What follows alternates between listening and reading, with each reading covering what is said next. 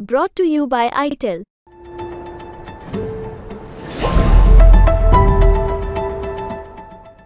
खालिस्तानी समर्थक अमृतपाल सिंह ने पंजाब की खडूर साहिब लोकसभा सीट से इंडिपेंडेंट कैंडिडेट के तौर पर 10 मई को अपना नामांकन दाखिल कर दिया है। इससे पहले 7 मई को अमृतपाल ने नॉमिनेशन के लिए पंजाब और हरियाणा हाईकोर्ट का दरवाजा खटखटाया था। उसने नॉमिनेशन के लिए 7 दिनों की अस्थायी रिहाई की मांग की थी। 10 मई को सुनवाई के बाद अमृतपाल सिंह की याचिका को पंजाब और हरियाणा हाईकोर्ट की तरफ से खारिज कर दिया गया। 10 मई को ही दिल्ली के मुख्यमंत्री अरविंद केजरीवाल अंतरिम जमानत पर जेल से बाहर आ गए। जब सुप्रीम कोर्ट में इस मामले को लेकर सुनवाई चल रही थी, तब सॉलिसिटर जनरल तुषार मेहता ने अमृतपाल सिंह का उदाहरण देते हुए केजरीवाल की जमानत के विरोध में दलील पेश की। ईडी की तरफ से भी कहा गया इसे जमानत देने से गलत मिसाल कायम होगी। इस पर वापस आएंगे, लेकिन पहले जानते हैं अमृतपाल सिंह के जेल जाने से लेकर चुनाव में नामांकन दाखिल करने की पूरी कहानी। साल 2023, तारीख 23 फरवरी। खालिस्तान समर्थक अमृतपाल और उसके संगठन वारिस पंजाब दे से जुड़े लोगों ने अजनाला पुलिस थाने पर हमला कर दिया। कई घंटों तक अमृतपाल सिंह के समर्थकों ने तलवार, लाठी डंडों और हथियारों के साथ बवाल काटा।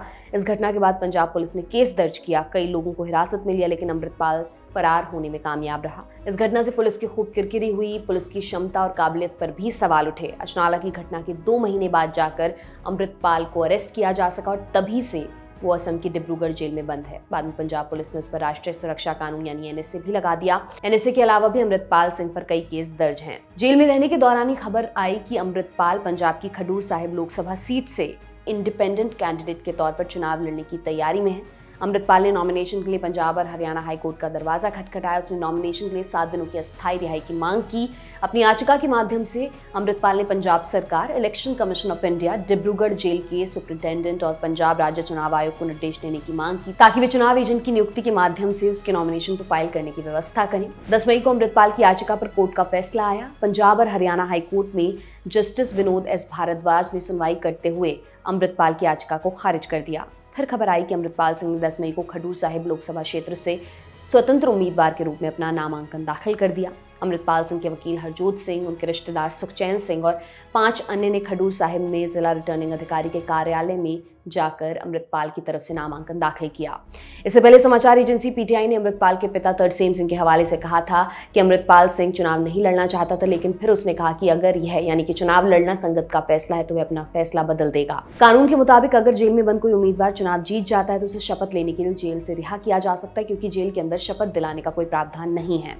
मीडिया रिपोर्ट्स के अनुसार अमृतपाल सिंह को संगरूर से सांसद सिमरनजीत सिंह मान और परमजीत कौर खालड़ा का समर्थन मिल रहा है। खालड़ा को 2019 के लोकसभा चुनाव में खडूर साहिब लोकसभा सीट पर 2 लाख से ज्यादा वोट्स मिले थे। सिमरनजीत सिंह मान ने अमृतपाल के पक्ष में सीट से अपना उम्मीदवार वापस ले लिया है। इसके अलावा दीप सिद्धू के भाई संदीप सिद्धू भी अमृतपाल के पक्ष में प्रचार कर रहे हैं। आपको बता दें कि अमृतपाल सिंह ने फरवरी 2021 में एक्टर दीप सिद्धू की गिरफ्तारी के विरोध में अपने सोशल मीडिया पर सक्रिय तरीके से अभियान चलाया था।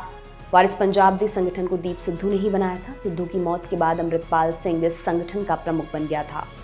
आज तक की रिपोर्ट के मुताबिक अमृतपाल सिंह ने खडूर साहिब सीट इसलिए चुनी क्योंकि उसका पैतृक गांव इस लोकसभा क्षेत्र का हिस्सा है। ये इलाका एक समय अलगाववादी गतिविधियों का केंद्र रहा है। तरन तारण भारत पाक बॉर्डर पर स्थित है। शिरोमणि अकाली दल ने अमृतपाल सिंह के खिलाफ विरसा सिंह वल्टोहा को मैदान में उतारा है। वल्टोहा पूर्व खालिस्तानी विचारक हैं।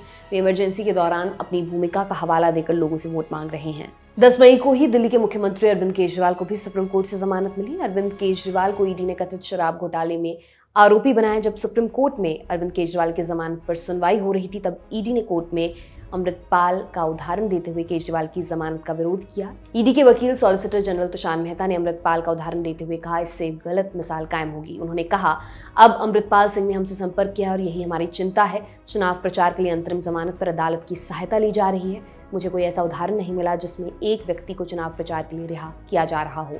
इस पर जस्टिस संजीव खन्ना ने कहा कि वो मामला इससे बिल्कुल अलग है। आप दोनों मामलों की इस तरह तुलना मत करिए।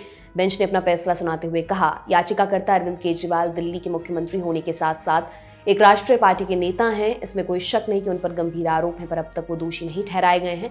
उनका कोई आपराधिक इतिहास भी नहीं, ना ही वो समाज के लिए खतरा है।